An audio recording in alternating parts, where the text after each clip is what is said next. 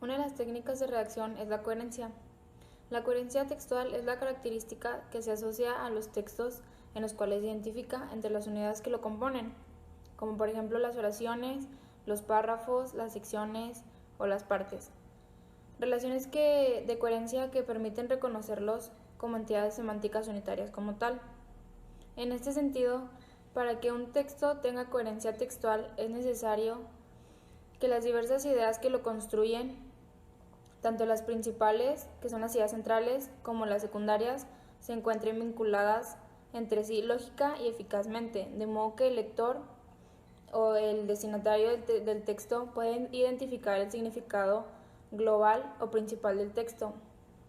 Nosotros decimos que un libro tiene coherencia textual, como por ejemplo cuando encontramos que entre todos los capítulos o partes que lo componen están ensamblados o relacionados todo en función de un tema central, el título o la idea principal. Esta misma característica debe poder ser identificada a niveles estructurales inferiores, es decir, que en cada una de sus partes que la componen debe de poder ser identificada. En las relaciones que se establecen entre las distintas oraciones o párrafos que componen cada sección del capítulo del libro o del texto. La coherencia también se asocia a aquello que resulta entendible a partir de la lógica. Es decir, que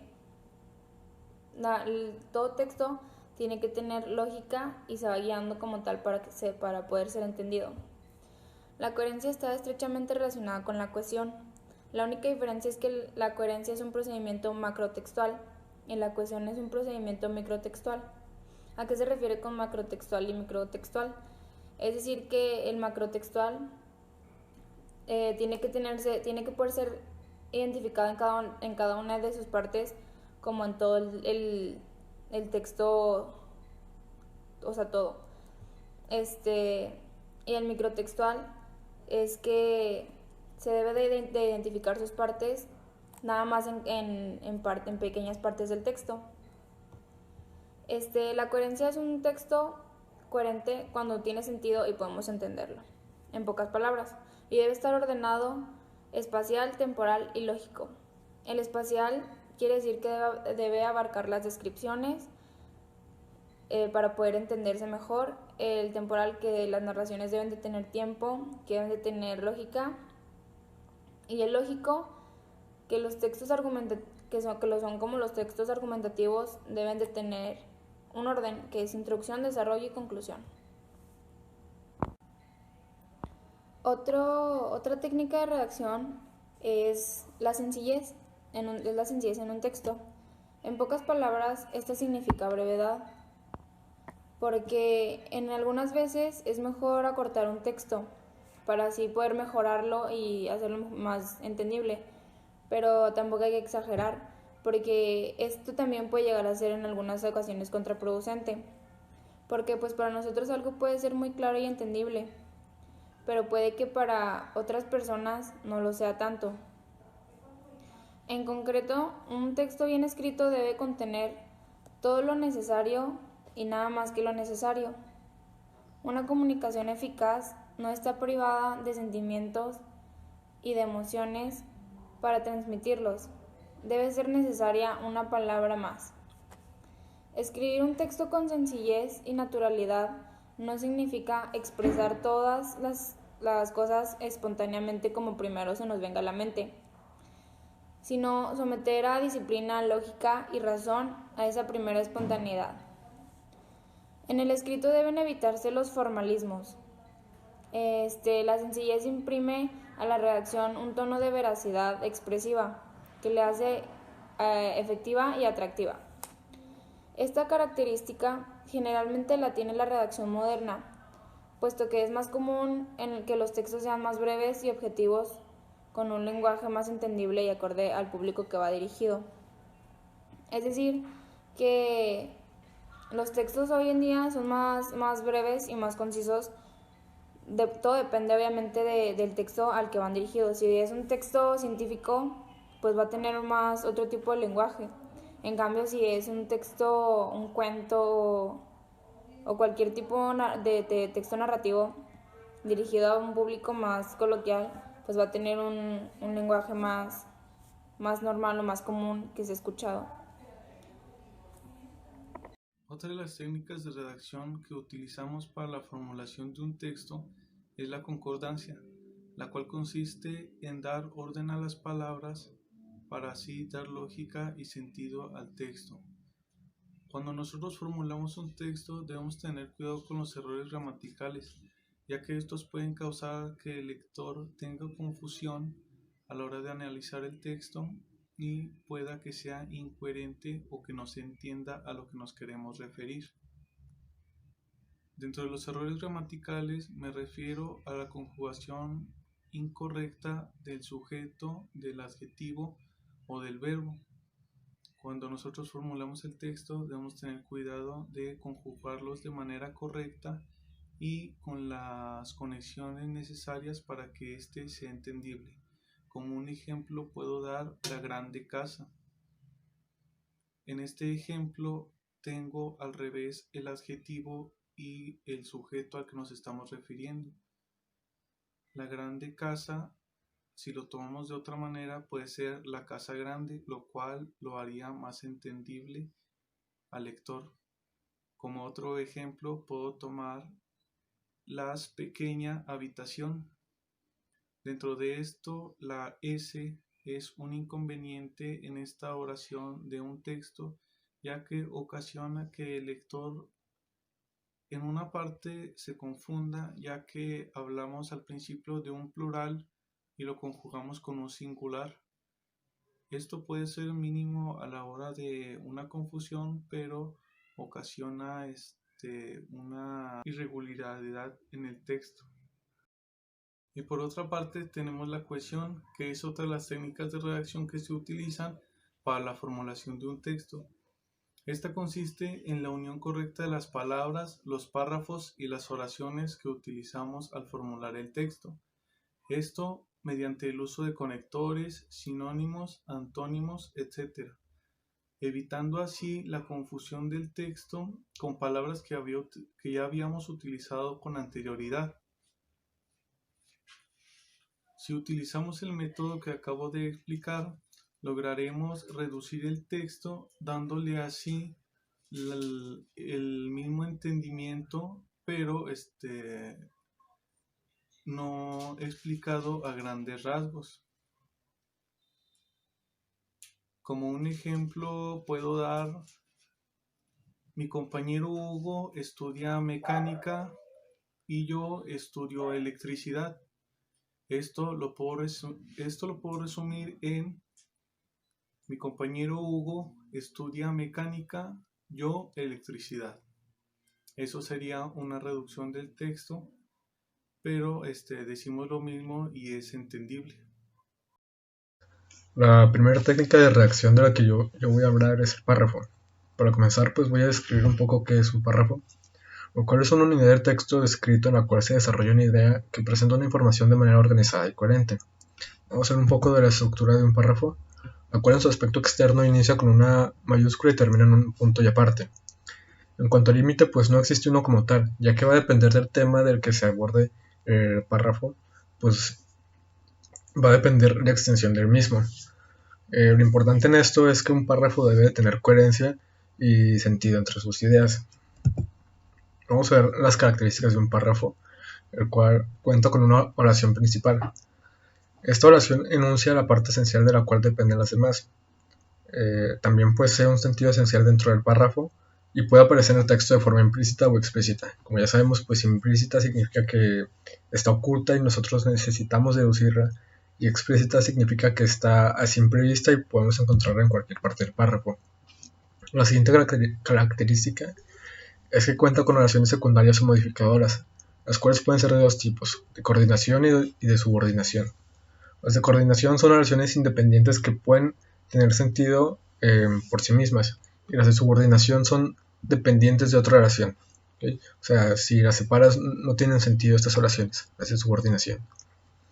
Un párrafo además debe tener unidad y coherencia. Unidad significa que cada una de sus partes, o sea, todas las oraciones, tanto principales como secundarias, deben de referirse a un solo tema. Y las de coherencia significa que Un párrafo debe de estar bien estructurado para que sea comprensible, para que sea claro y lógico para el lector. La siguiente técnica son los conectores, los cuales pues son palabras que sirven para unir ideas expresando claramente el modo en que se relacionan entre sí. Un buen uso de los conectores le da una mayor coherencia a nuestro discurso o texto y lo hace más comprensible para el lector. Bueno, pues hay varios tipos de conectores, los cuales se muestran en pantalla. Vamos a comenzar con los de edición, que sirven para adjuntar o añadir ideas.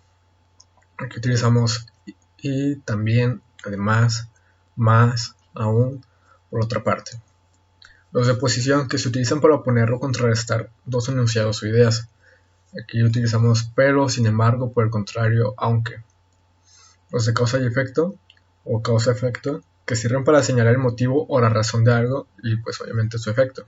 Utilizamos porque, por consiguiente, por esta razón, por lo tanto. Los de tiempo se utilizan para ordenar cronológicamente los hechos para brindar al lector mayor claridad sobre un acontecimiento a lo largo del tiempo. Utilizamos después, más tarde, antes, actualmente, posteriormente, ahora, luego. Okay. Siguen los de ampliación, los cuales se usan para añadir o agregar información respecto de algo que se enuncia en la oración principal, pero se aclara en la oración subordinada, de lo que expliqué anteriormente. Aquí utilizamos, por ejemplo, en otras palabras, es decir. Okay. Los de comparación se usan para contraponer características entre los enunciados. Utilizamos tanto como, igualmente, de la misma manera, asimismo, de igual modo. Los de énfasis se utilizan para capturar la atención sobre una idea y darle importancia a esta idea. Aquí tenemos sobre todo, ciertamente, lo que es peor. Okay. Los de resumen o finalización sirven para, se usan para concluir o finalizar una idea o un concepto. Aquí tenemos finalmente, en suma de, en conclusión, para terminar, para concluir. Vamos a ver.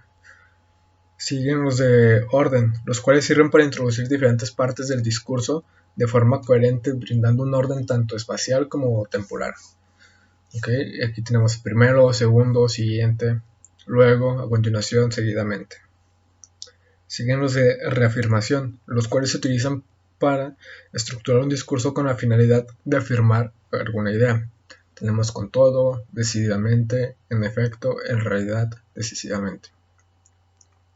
Los de contraste se utilizan para oponer o contrarrestar dos enunciados.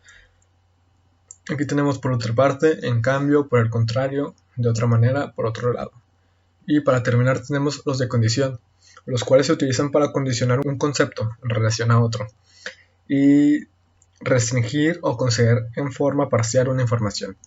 Aquí tenemos si, supongamos, supuesto que, siempre que y dado que. ¿Okay? Claridad. La claridad consiste en que el texto sea entendible en la expresión de las ideas contenidas. Para que lo que se escribe tenga claridad, se organizan en las oraciones y palabras de forma tal que el lector pueda acceder al contenido mediante una lectura fluida y fácil de comprender, independientemente del tema del texto. El texto se debe de expresar de forma clara y jerarquizada las ideas que el autor pretende exponer, luego de la introducción en donde se expongan los puntos principales de lo que tratará el texto. En el cuerpo del texto se desarrollarán las ideas y conceptos que se pretenden exponer. Posteriormente, se da un cierre o una conclusión, procurando que hayan quedado debidamente explicadas las ideas principales y secundarias.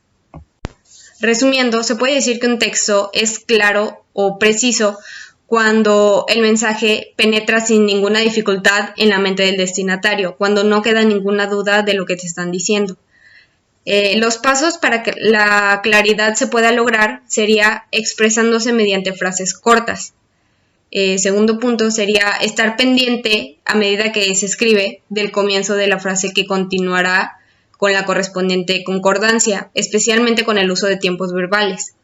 Tercer punto es evitar vocabularios ambiguos. El cuarto punto es no abusar del pronombre. El quinto punto es desterrar los gerundios.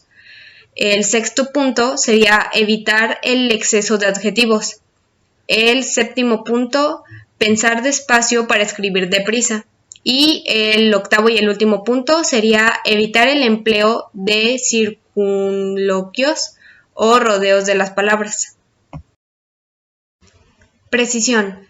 En la precisión se busca que el texto se enfoque en lo que le interesa sin rodeos ni añadidos, es decir, usa la palabra que comunica exactamente lo que se quiere decir.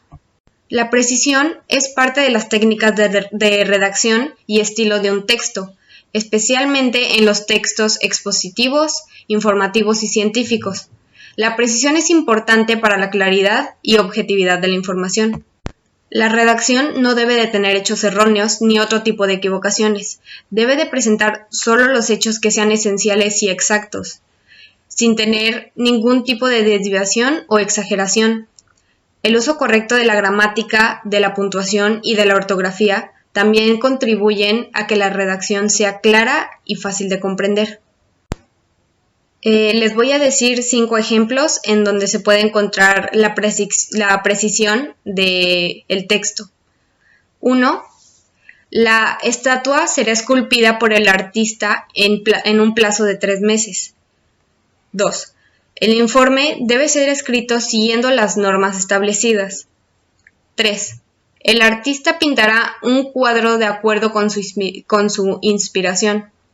4. El incumplimiento de los derechos ciudadanos atentará contra las garantías escritas en la Constitución. 5. José depositará el dinero en el banco la próxima semana. En estos ejemplos no nos da pie para tener otro tipo de interpretaciones. Simplemente sabemos qué es lo que se va a hacer sin ninguna duda ni ningún tipo de duda. Y es por eso que vendrían siendo, aparte de precisas, instrucciones claras de qué es lo que se va a hacer.